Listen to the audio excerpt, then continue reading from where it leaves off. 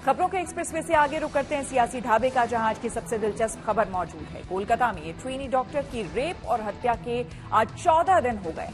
कोलकाता से दिल्ली तक डॉक्टर इंसाफ की मांग को लेकर सड़कों पर और बीजेपी कोलकाता में विरोध प्रदर्शन कर रही है। वहीं आज सुप्रीम कोर्ट में जब सुनवाई हुई तो कई ऐसे तथ्य सामने आए जिससे कोलकाता पुलिस के कारनामों पर से पर्दा उठा।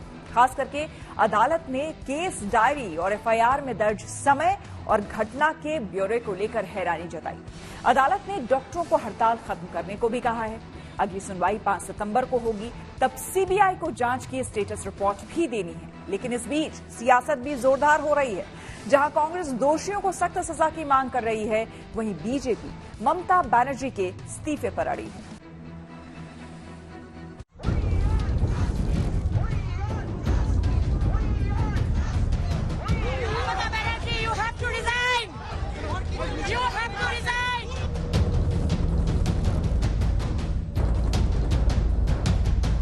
Mamata Banerjee should resign. She has failed as a health minister, she has failed as a home minister, and she has failed as a chief minister.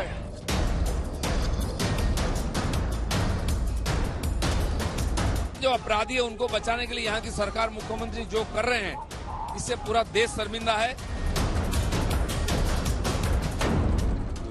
We are expecting compliance with the assurance which is now given to the court that the doctors would join normal duties.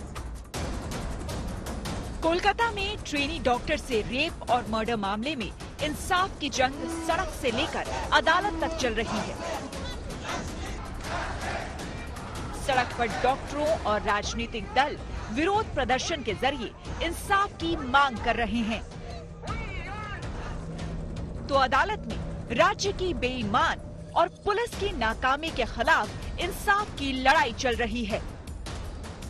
हालांकि कोलकाता में हुए जघन्य कांड का संज्ञान supreme court ने खुद लिया था और सीबीआई से स्टेटस रिपोर्ट भी मांगी थी। सीबीआई ने आज कोर्ट में अपनी स्टेटस रिपोर्ट दाखिल भी कर दी। सीबीआई की रिपोर्ट में कई नए और बड़े चौंकाने वाले खुलासे हुए हैं। सीबीआई ने सुप्रीम कोर्ट को ये भी बताया कि उसकी जांच कहां तक पहुंची है और इस पूरे घटनाक्रम में किस पर संदेह गहरा रहा है। कोलकाता रेप और मर्डर मामले में सुप्रीम कोर्ट के तीखे और सीधे सवालों से कोलकाता पुलिस का आमना सामना तो हुआ, लेकिन कोलकाता पुलिस कोई संतोषजनक जवाब नहीं दे पाई। कोर्ट ने सीधे पूछा कि आखिर सुबह की हुई घटना पर रात 11:15 बजे एफआईआर क्यों दर्ज की गई, डीडी एंट्री उस समय क्यों की गई जब शव का पोस्टमार्टम हो गया था।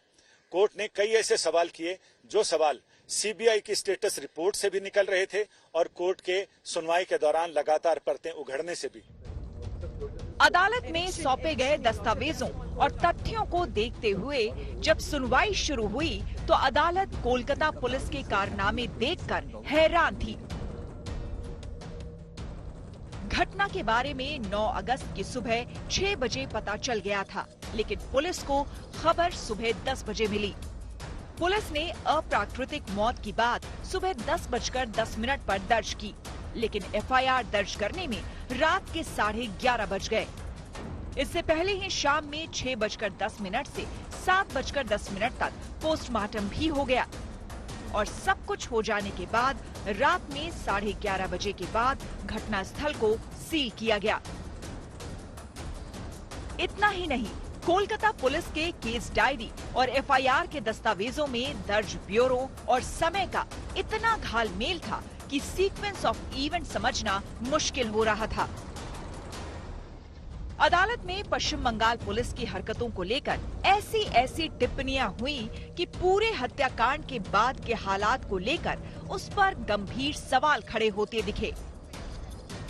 सूत्रों के मुताबिक सीबीआई ने भी कहा है कि घटना के 5 दिन बाद उन्हें जांच सौंपी गई। तब तक घटना स्थल को नुकसान पहुंचाया गया, कई सबूत मिटाए गए और पीड़िता की मौत हो जाने के बाद मुकदमा दर्ज किया गया। वहीं इस मामले में जोरदार सियासत भी हो रही है। बीजेपी लगातार ममता बनर्जी के इस्तीफे की मांग कर रही है और दोषियों को बचाने का आरोप लगा रही है। जो हादसा हुआ उसके खिलाफ, उसमें जस्टिस दिलाने के लिए और ममता बनर्जी का रेजिग्नेशन के डिमांड को लेकर ये आज हेल्थ जो हेडक्वार्टर है शास्त्रा भवन अभियान चल रहा है। बीजेपी लड़ रहा है, जस्टिस मिलना चाहिए और ममता बनर्जी को तुरंत इस्तीफा दे देना चाहिए। जो न्यायाधीश है सुप्रीम कोर्ट के, उन्होंने भी बोला कि मेरे 30 साल की सर्विस में देखा नहीं सुना नहीं है। अब समझ सकते हैं किस प्रकार घटना हो रहा है, इसलिए मजबूरन हमको रोज रास्ते में उतरना पड़ रहा है।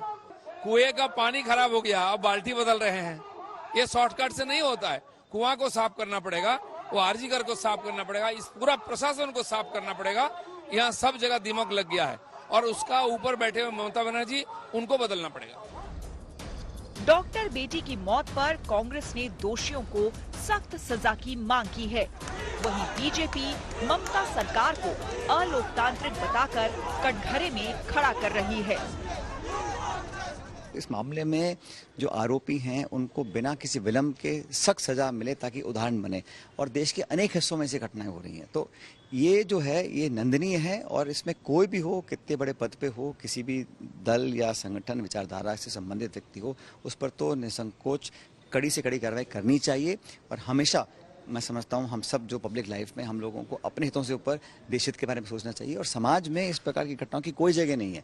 सभ्य समाज में अगर ऐसा हमारा बहन बेटियों के साथ होता रहेगा तो फिर हम क्या तरक्की की बात करते हैं, क्या विकास की बात करते हैं। देखिए, इन्वेस्टिगेशन सीबीआई शुरू होने से पहले ममता बनर्जी के पुलिस ने जिस तरीके का इन्वेस्टिगेशन किया है, मुझे नहीं लगता सीबीआई इस केस में ज्यादा कुछ कर पाएगी। और अब जब हम शांतिपूर्ण तरीके से हमारा आंदोलन कर रहे हैं, वहाँ पे हमारे एलओपी को, शुभेंदु अधिकारी को अरेस्ट कर लिया गया। ये सरकार पूरी तरीके से एंटी डेमोक्रेटिक है, वो प्रजातंत्र को नहीं मानती और ये रेपिस्ट और चोरों को, गुलाब लोगों को बचाने की कोशिश। फिलहाल सीबीआई अभी किसी नतीजे पर नहीं पहुंच सकी है, क्योंकि सबसे पहले शव किसने देखा इस बात को लेकर भी चश्मदीदों के बयानों में विरोधाभास नजर आ रहा है। खुद पूर्व प्रिंसिपल संदीप घोष के बयान भी विरोधाभासी लग रहे हैं। ऐसे में अभी वारदात में एक से अधिक लोगों के होने से इनकार नहीं किया जा सकता। दिल्ली से संजय शर्मा के साथ कोलकाता से Anupam Mishra, good news today.